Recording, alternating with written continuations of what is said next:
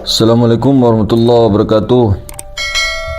Salatu wassalamu alaika ya sayyidi ya Rasulullah, hudbidikal lati adrikna. Konten kali ini kita akan menjawab pertanyaan daripada saudara kita. Beliau bertanya, jadi begini Kang Mas, apa arti hakikatnya? Mengapa kita itu di dalam tasyahud akhir atau awal menunjuk dengan jari telunjuk? Kenapa harus jari telunjuk? Kenapa tidak jari kelingking? Mengapa tidak jempol? Mengapa tidak jari tengah, pakiu, atau jari manis? Mengapa Mas? Kenapa harus jari telunjuk? Oke, sebenarnya yang penting ketika kita sudah jawab, kita sama-sama amalkan. Kita sama amalkan. Yang paling penting daripada sholat itu, selain pertanyaan-pertanyaan begini, asal mula jadi dan sebagainya, rukun kolbi, rukun qauli, rukun fi'li, terutama rukun kolbi, itu jelas kita sama-sama. Baiklah, kita jawab. Jadi daripada riwayat itu dulu beliau Nabi Adam alaihissalam ketika setelah dihembuskan pancaran limpahan Allah subhanahu wa ta'ala, limpahannya yaitu hakikat Muhammadiyah, dihembuskan daripada Adam alaihissalam, Nur Muhammad Rasulullah, daripada ubun-ubun turun ke mata, turun terus sampai ujung kaki meliputi, dan disimpan rapi kedudukan itu di dalam hati nurani Adam alaihissalam, pas di dalam hati yang paling dalam. Dan Ruh Kudus tadi, Sir Ahmad Rasulullah tadi, tidak naik turun, tidak keluar masuk. Yang naik turun itu adalah nafas, yang keluar masuk adalah nafas. Nafas itu makhluk. Yang gerakkan nafas di tempat yang rapi itulah Sir Ahmad Rasulullah. Nah, kemudian pada saat Nabi Adam alaihissalam berdiri, maka Sir Ahmad tadi dengan izin Allah subhanahu wa ta'ala berpindah cahayanya, pancarannya. Berpindah itu dia menetap di situ, pancarannya yang berpindah. Maksudnya itu berpindah pancarannya. Dia hanya memancar, bukan dia dari tengah-tengah terus pindah begini, tidak. Maksudnya pindah pancarannya. Nah, pancarannya itu memancar ke bawah, ke tulang sulbi, tepat di belakang Nabi Adam. Jadi pancaran cahayanya tadi, nurnya pindah ke tulang sulbi, sehingga semua para malaikat menyaksikan pancaran itu dan tercengang-cengang dari belakang Nabi Adam. Semua para malaikat melihat, tercengang-cengang, mendekat. Nah, kemudian Nabi Adam alaihissalam meminta kepada Allah, ya Allah, pindahkanlah pancaran daripada Sir Ahmad itu ke depan saya.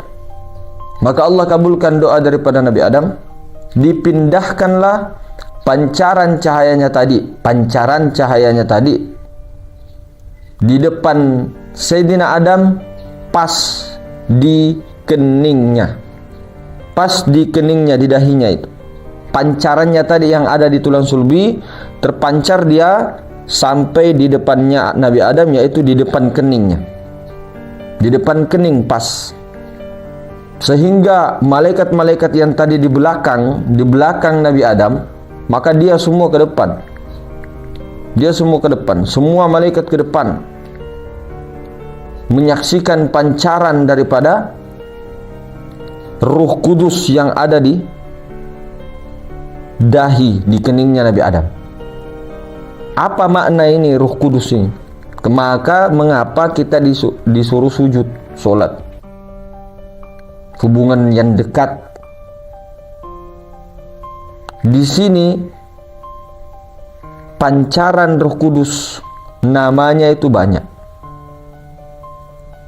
Ada yang namakan pancaran Roh Kudus, ada yang namakan pancaran Budduhun, atau Kudusung, atau Subuhun, atau Badiun lil malaikat war ruh. Jadi ini pancaran Ruh Kudus, Sir Ahmad Rasulullah terpancar di sini, sehingga mereka para malaikat menambah daripada keheran-heranan, ingin mengambil berkah daripada Sir Ahmad Rasulullah tadi. Nah, kemudian Nabi Adam meminta lagi, ya Allah pindahkanlah sir ini di tempat yang mana saya bisa lihat. Nah, pancarannya dipindahkan dari dahi, pancaran Budduhun tadi, Roh Kudus tadi terpancar dari dahinya pergi kepada tahiyat, telunjuk pada tangan kanan Nabi Adam, sehingga Nabi Adam bisa menyaksikan pancarannya. Ingat, menyaksikan pancaran Ruh Kudus bukan dengan mata, tapi dengan sir juga. Dan pancaran Ruh Kudus itu tidak bercahaya seperti yang kita kira. Kita melihat cahaya goib, hitam, putih, bening, tidak. Pancarannya, maka orang itu ketika bisa betul-betul mesra dengan Sir Ahmad itu, maka dia bisa menyaksikan pancaran Sir Ahmad yang telah terpencar daripada manusia-manusia lainnya. Nah, ini dipindahkan di ujung telunjuk Nabi Adam alaihissalam, pancarannya itu. Nah, pancarannya itu bisa disaksikan dengan rasa sejati, bisa. Maka itulah kenapa tasyahud awal, tasyahud akhir pakai jari telunjuk. Di situ guna Nabi Adam bisa menyaksikan secara langsung di depan mata beliau dengan jelas, dengan mudah. Nah, itu syariatnya begitu, supaya bisa menyaksikan dengan langsung, dengan mudah. Dipindahkan pancaran tadi yang di dahi, terpancar pergi ke telunjuk Nabi Adam. Makanya kenapa di dalam sholat itu pakai telunjuk, bukan pakai pakyu, jari manis, kelingking, jempol, pakai ini, pakai jari telunjuk. Dan jari telunjuk ini apa-apa semua tangan ini sebelah kanan ini paling banyak dipakai. Jari telunjuk menunjuk ini, itu dan sebagainya. Makanya banyak para wali biasanya zaman dahulu atau orang-orang tua kita dulu itu kalau ingin memerintah biasanya pakai penunjuk ini. Ada orang mengatakan Pak Jojo Alepu, penunjuk alif. Saya bukan hanya asal menunjuk, Sir Ahmad Rasulullah itu pancarannya ke situ. Nah, jadi apa hikmahnya? Apa hakikatnya? Apakah itu Sir Ahmad berpindah-pindah? Katanya tadi tidak berpindah. Bukan berpindah, dia menetap di tengah-tengah pancarannya. Jadi begini,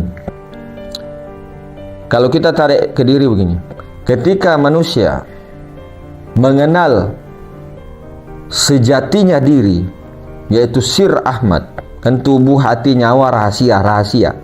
Dia mengetahui rahasia yang ada pada dirinya, komponen terdalam dirinya. Kemudian dia mesra di situ, masuk ke situ. Ini bahasa masuk ke situ, lebur ke situ, mesra di situ, sehingga sir tadi memancar naik dari pusar, naik.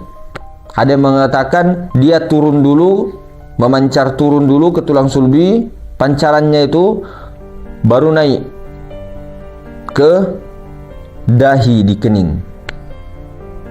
Maka kelihatan ketika orang itu mendalami Sir Ahmad, sering ke situ, pancarannya itu terpancar di sini, di kening, terpancar di keningnya itu ruhun Nabi Sallallahu Alaihi Wasallam. Sir Ahmad tadi, pancarannya itu. Karena kenapa? Sudah mesra. Pancaran itu sekali lagi, tolong jangan, bukan dilihat dengan khoyali ada cahaya pung, tidak, bukan begitu pancaran. Pakai rasa sejati, pakai sir juga yang mampu menyaksikan pancaran sir tadi di dahi setiap manusia.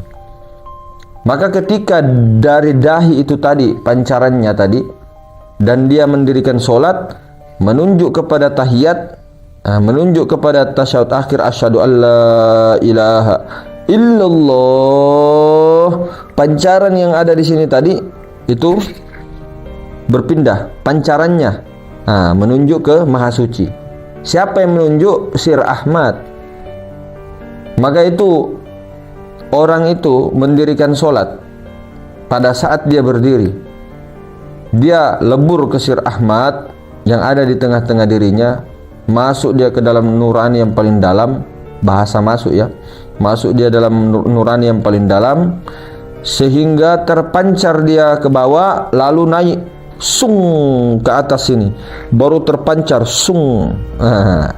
Ini bukan dongeng, bukan juga hayalan-hayalan terpancar, ada rasanya begitu, tidak, bukan itu.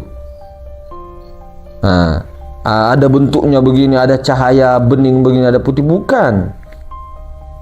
Nanti kalau didalami sendiri pasti tahu. Nah, pancarannya itu sudah menyebar. Nah, baru ketika tasyahud itu ke sini semua. Makanya ini penyaksian di dalam tahiyat, apa yang disaksikan? Siapa yang bersaksi di situ? Sir Ahmad yang bersaksi, menyaksikan Maha Suci. Diri yang suci yang bersaksi, yang disaksikan Maha Suci. Itulah yang dikatakan araftu rabbi bi rabbi. Aku mengenal Tuhanku dengan pengenalan Tuhanku juga.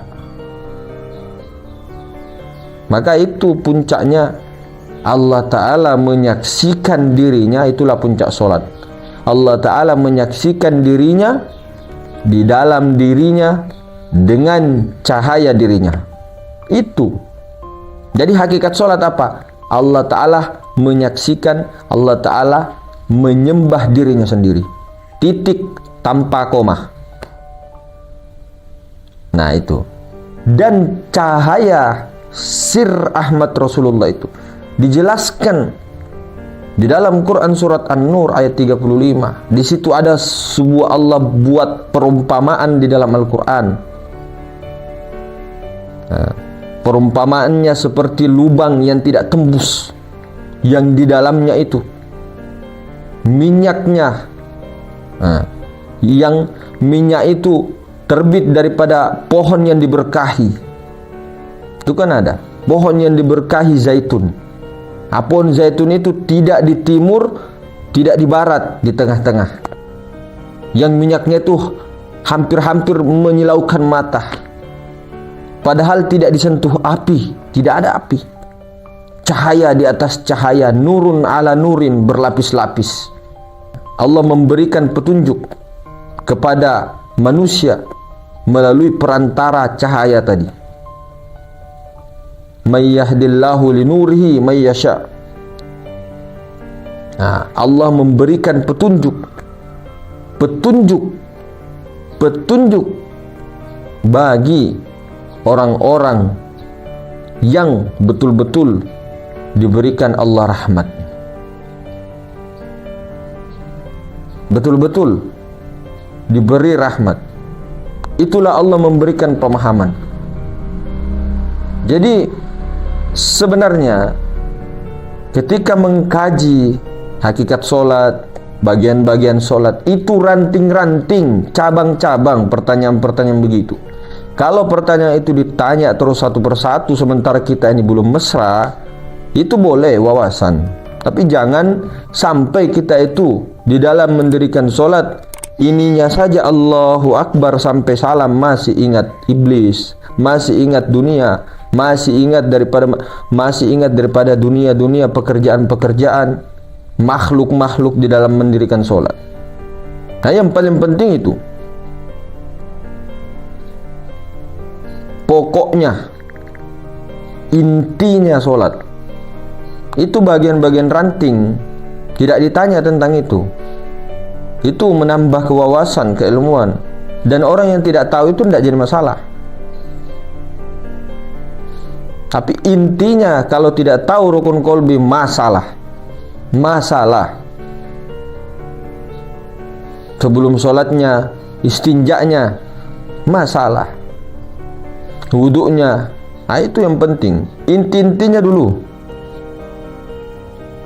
Nah, kalau sudah mesra dalam intinya, itu nanti dapat sendiri maknawiyah, hakikat-hakikat. Allah membimbing sendiri melalui cahayanya Rasulullah. Nah, jadi mungkin seperti itu hadirin sekalian, kurang lebih begitu. Assalamualaikum warahmatullahi wabarakatuh.